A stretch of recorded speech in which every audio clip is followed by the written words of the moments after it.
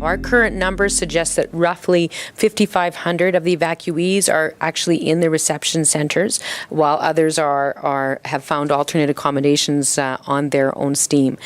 So then the question becomes, what kind of transitional housing do we put in place for the folks that are currently in the reception centres? And then what's the timeline for people being able to return to Fort McMurray?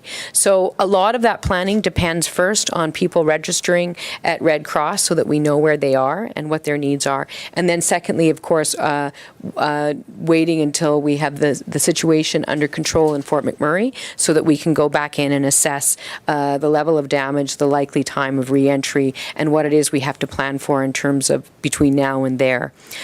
So officials are working on a transitional housing plan. We've already had some preliminary conversations, as I said, with the universities.